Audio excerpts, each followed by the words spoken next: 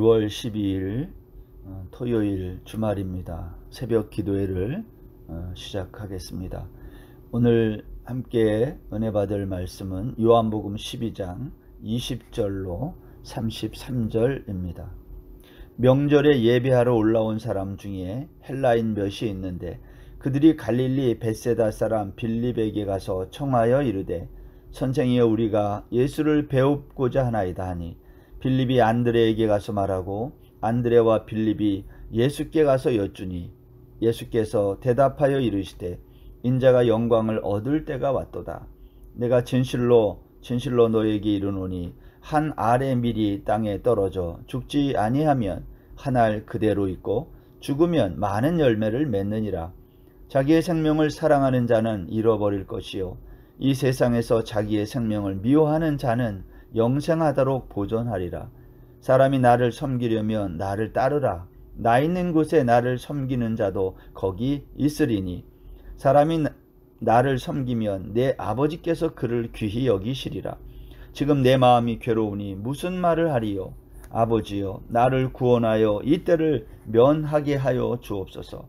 그러나 내가 이를 위하여 이 때에 왔나이다. 아버지여 아버지의 이름을 영광스럽게 하옵소서 하시니 이에 하늘에서 소리가 나서 이르되 내가 이미 영광스럽게 하였고 또다시 영광스럽게 하리라 하시니 곁에 서서 들은 무리는 천둥이 울었다고도 하며 또 어떤 이들은 천사가 그에게 말하였다고도 하니 예수께서 대답하여 이르시되 이 소리가 난 것은 나를 위한 것이 아니요 너희를 위한 것이니라. 이제 이 세상에 대한 심판이 이르렀으니 이 세상의 임금이 쫓겨나리라.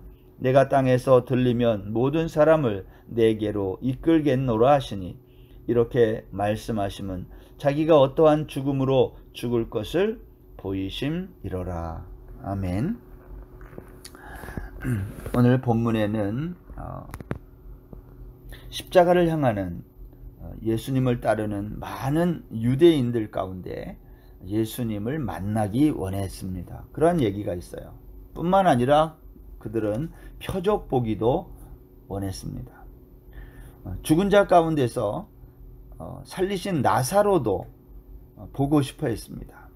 마태복음 12장 38절에 가면 그때의 서기관과 바리새인 중 몇 사람이 말하되 선생님이여 우리에게 표적 보여주시기를 원하나이다 한 것을 보면 많은 유대인들은 예수님을 만나보고 싶어 했던 것으로 보입니다.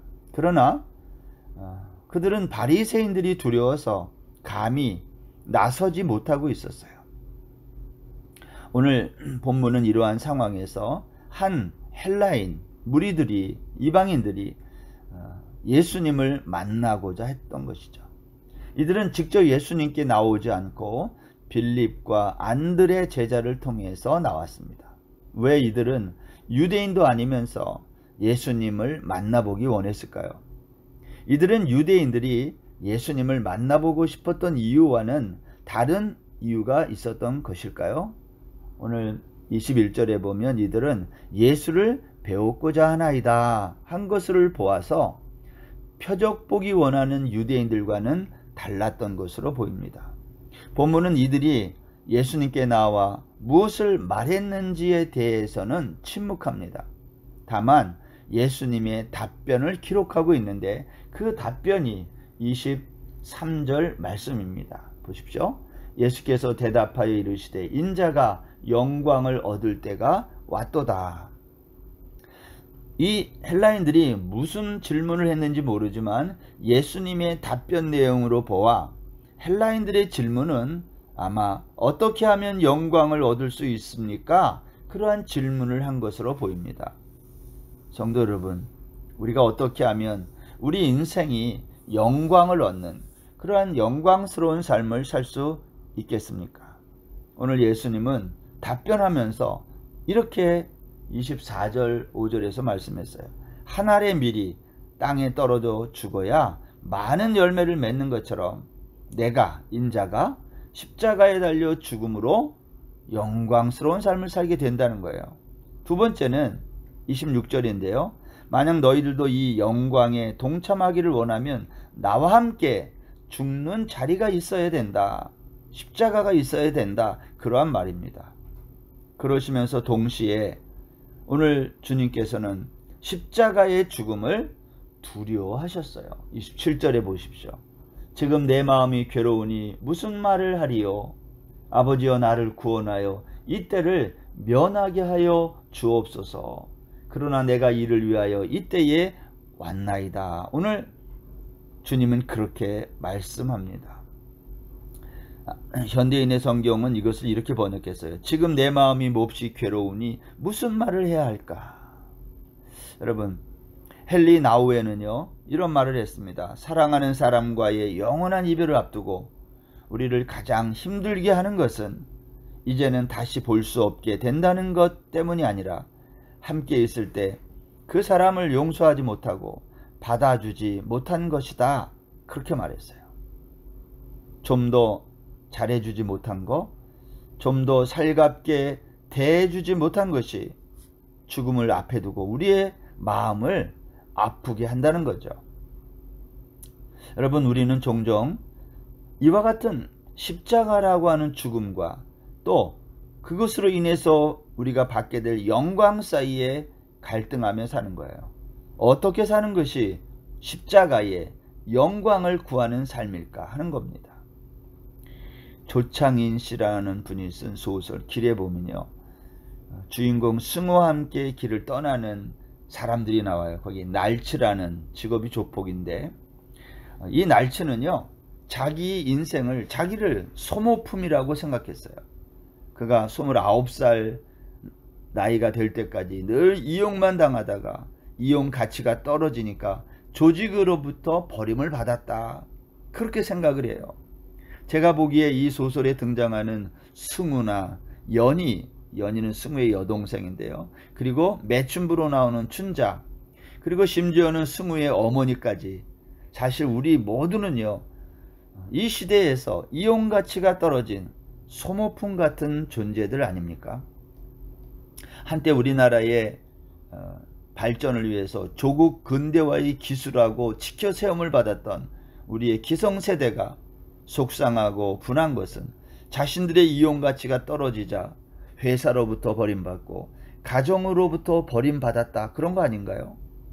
이제 교회 안에서도 봉사할 힘도 없고 이제 별 이용 가치가 없다고 생각되자 교회로부터, 때로는 담임 목사로부터 전화도 없고 이제 나는 별 볼 일 없는 사람인가 보다 하는 생각을 가질 때 사람은 너무 속상하고 그런 거 아닐까 하는 겁니다. 여러분, 우리가 구제연금은 할 수 있어요. 그렇지만 내가 그 사람들과 함께 식사는 할 수 없다, 그렇게 생각하는 사람, 왜? 나는 그 사람들과 어울릴 사람은 아니야, 뭐 이런 거 아닌가요? 여러분, 이런 삶은 십자가를 빼놓고 영광만을 추구하는 삶이라고 생각합니다. 예수님을 따른다고 하면서 자기 생명과 안전만을 최우선순위에 두는 자들에 대해서 우리 예수님은 이렇게 말씀했어요. 자기 생명을 사랑하는 자는 잃어버릴 것이요.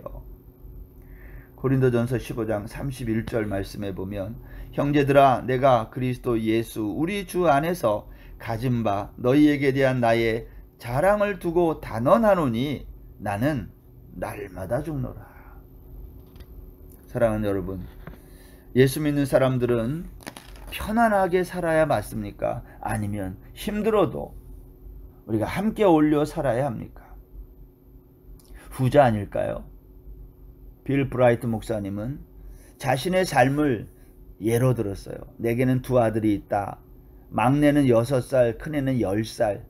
나는 일이 끝나고 집에 가서 레슬링도 하고 즐거운 시간을 갖지만 일로 인해서 멀리 여행을 해야 될 때가 많다.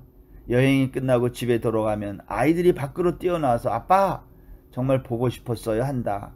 아빠가 돌아오기를 기다렸다고 하면서 시키는 대로 다 하겠다고 한다.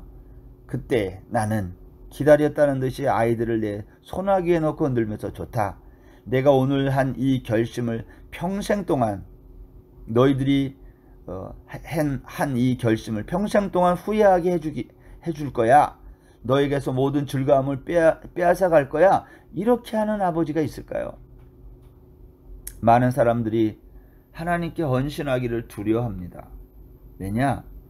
만약 내가 헌신하면 하나님이 나의 모든 즐거움을 빼앗아 가버릴지 몰라, 이렇게 생각하기 때문 아닐까요? 자신이 선교사가 되어야 할지 모른다고 생각하고, 혹시 내가 사업을 포기해야 될지도 모르고, 내가 사랑하는 사람을 잃게 될지도 모른다고 두려워한다라는 거예요. 여러분, 사탄은 사람들에게 이러한 생각을 심어줍니다. 그리스도인들에게 이러한 생각을 심어줘서 오늘날 많은 그리스도인들이 주께 헌신하기를 꺼려하는 것은 아닌지 생각해 보게 됩니다.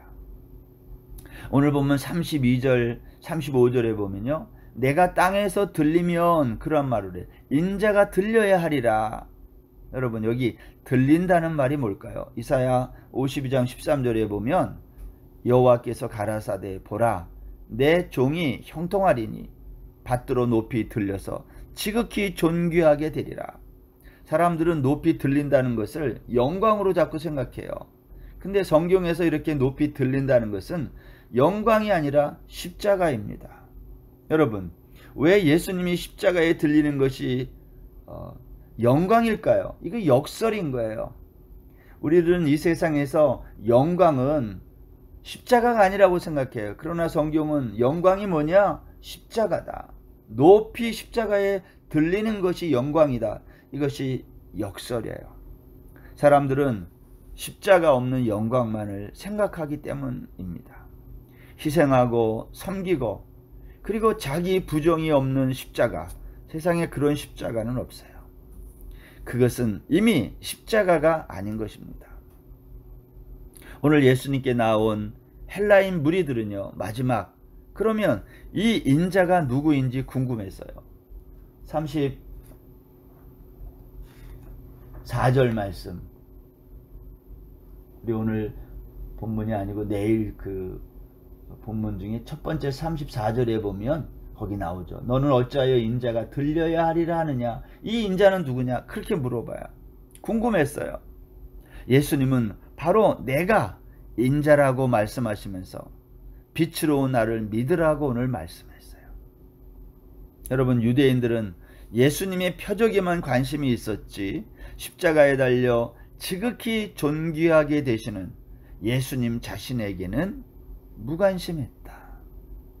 오늘날 우리도 예수님에 관한 것들에 대해서는 관심이 많으면서도 정작 십자가에 높이 달려 영광스럽게 되시는 예수님의 이 십자가의 역설에 대해서는 너무 무관심한 것은 아닌가 하는 겁니다.